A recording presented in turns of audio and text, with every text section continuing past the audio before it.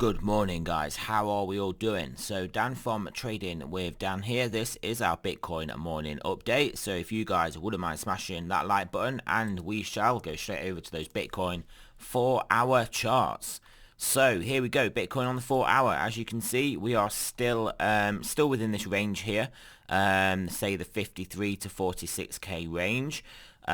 You can probably look at the midpoint of this range as well, and look at the confluence along here, and here, and also where we've come down to now. You guys will know I like ranges, these horizontal ranges. Then I also like the midpoints of these ranges for basically just an area of importance, just for bounces and resistance.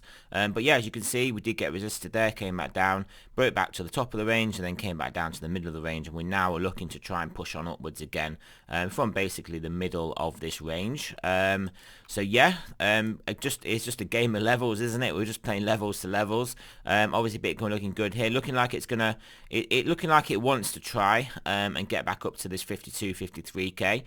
If it does that, you would probably guess it's got a good shot of breaking through, just on the momentum that it would have built. But obviously, if we don't get up there, if we don't basically hold above basically where we are now, then we could see testing some more downside. But we've got this clear level here where we can look at basically 49,000, pretty much roughly in the middle of this range, 49,000, 49k.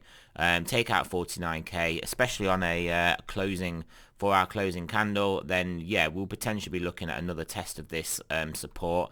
But well, to be honest, is that the likely scenario? I actually have no bias now as to where this could go from this point. We could very easily continue up from here back up to this resistance, or we could basically come down, take out 49k, and probably come back down that point to come and test around the 57k level. So yeah, Bitcoin, I mean, mainly I'm just looking at potential sideways within this zone. I guess that's what that means. I tend to have a bias to sideways in Bitcoin because I guess a lot of Bitcoin's price action will be sideways, and then it'll trend for a certain period of time, for usually a shorter period of time, and then trade sideways for a bit. To be honest, more recently we have had more trending action, but obviously as you know, we've come on a pretty big run. But does that mean we are now gonna come into a stage in Bitcoin's price action where we are gonna experience more sideways? Potentially that is the case. We have got this pretty wide range here as well. We could call it 58 to 42. We could very easily. Obviously, we've got this smaller range here. And then obviously these two ranges here, basically between 58 and 52, and then between 46 and 52, and then basically between 40 and 46. We could just populate this whole area. So basically from, call it 40 to 58 over the next few weeks. That wouldn't look too bad. And then you could then potentially expect that to sort of tighten up, maybe sort of tighten up towards the top end, maybe tighten up towards the middle, or maybe the bottom. But either way, basically we can then expect the volatility to then calm down. Where that actually lands price wise, we'll have to see. But either way, we can expect potentially expect then a tightening formation within here. And then at some point, maybe like end of March, mid-March, end of March, it's this month, isn't it? look for a breakout, which I would guess would be to the upside. But if we're gonna put in a macro top here, then that would obviously mean it would be to the downside. But longer term, medium and long term, my bias would be definitely to the upside. The trend is your friend after all. Ethereum Bitcoin pairing. Ethereum Bitcoin, as you can see, this is tightening up in its range. This is basically just tighten up in the exact middle of these two levels that we've got. So I expect this to get moving at some point. I do expect this to get moving. Well, the trend is your friend. You would potentially say it's got a high likelihood of breaking downwards. I mean, it will probably come down to what Bitcoin does. If Bitcoin gets up to 53k, breaks into this range, then I expect Ethereum won't be able to keep up. If Bitcoin basically gets up to here, rejects and starts to trade sideways, or just trade sideways from here, then yeah, potentially this could then get moving to the upside. So I do think it will depend on whether Bitcoin does make upward progress or whether it trades sideways, which pretty much is a lot of the case with altcoins anyway, isn't it? Bitcoin trades sideways, alts do well. Bitcoin moves either up or down, altcoins then don't do so well. The USD pair.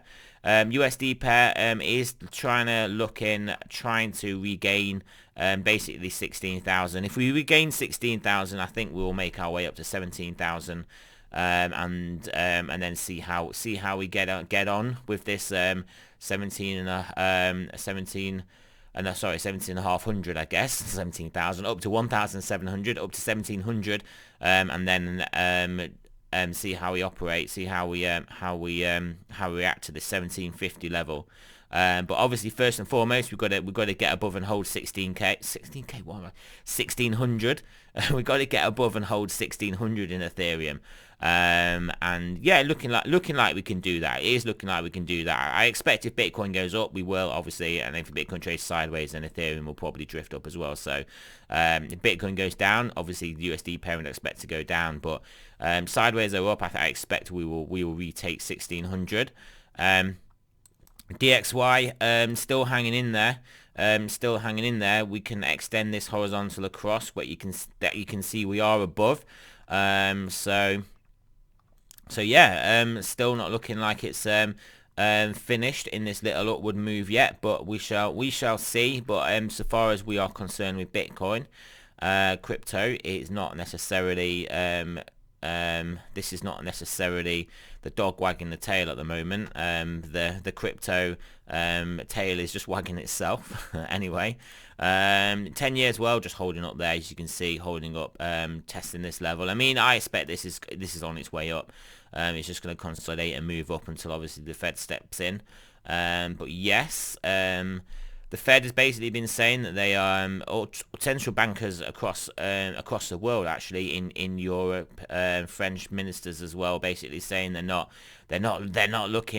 concerned with the bond interest rates, basically not concerned with that, but they keep saying it. So they clearly, I mean, they are concerned that it's all they care about. It's all they print trillions every month to basically, I don't know if it's trillions a month or it's definitely billions into the hundreds of billions a month to try and pin these rates down. So the fact they keep coming out saying that they're not looking at it, they are absolutely sweating themselves. They are basically nervous about what is going on here. 100% world central bankers are very worried about this. They're worried about basically fully breaking above, this is the US 10-year, fully breaking above 1.5 and then making our way up to 2% and then potentially just going nuts over 2%. They know that this can happen pretty quick as well. This could happen in like this could easily happen this month, in this month alone. So yeah, that would pretty much tank stock markets. You would have to then say it would likely not be good for crypto.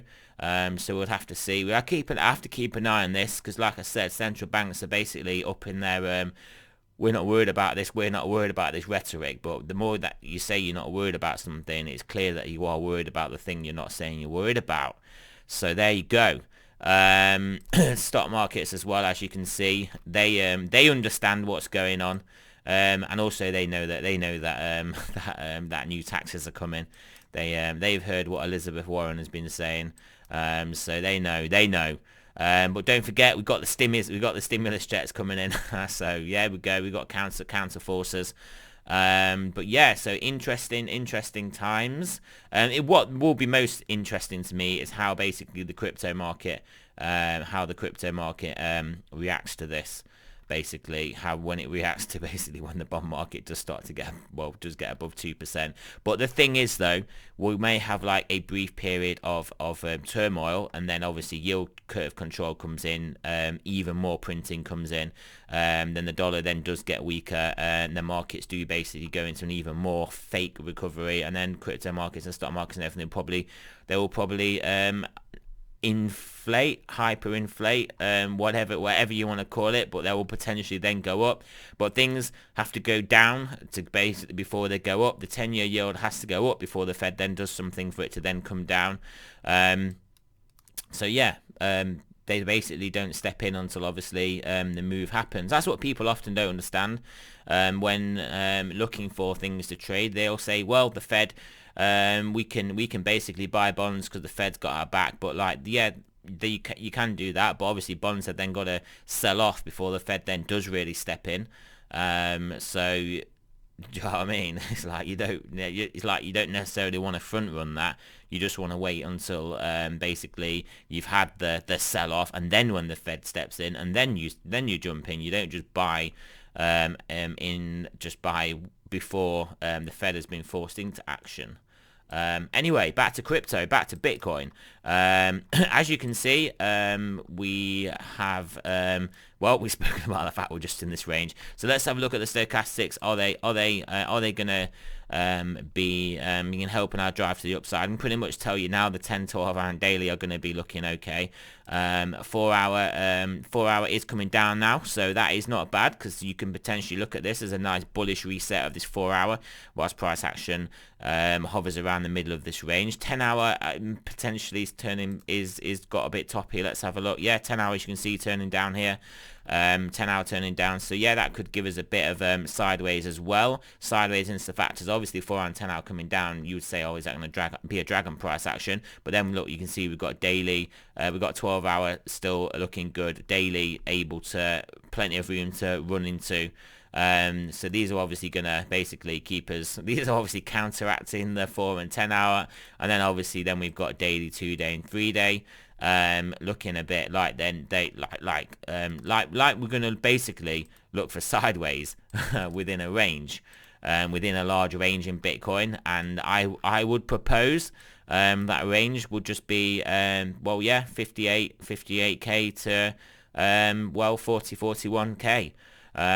Where in that range, I don't know, but I think we could be pinned in there for a bit. I do think we could be pinned in there for a bit. A lot of that is based on traditional markets are slowly seem to be digesting just implications of things, and that's just not particularly bullish for everything, and to keep driving crypto to the upside. So whilst I think it can pretty much hold its own, providing things don't get disastrous in traditional markets, I think it's going to struggle to keep going crazy to the upside from here without a long period of sideways. But that is, I mean, either way, we just play levels anyway. Above 53k, we're targeting 58k. Above all-time highs, we're targeting higher basically.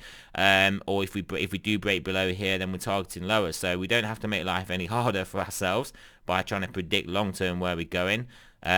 But I guess it just pads out my video, doesn't it? I guess it's just worth thinking about, just to clarify your thoughts about where the market could be going. But I'm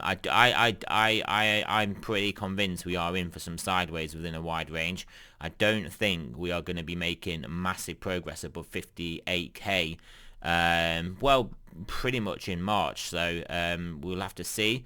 Obviously, this lay of the land can pretty much change based on what the Fed does. But like I have said, I think before the Fed starts to go a bit crazy, this 10-year does have to potentially start making its way into the zone towards 2%.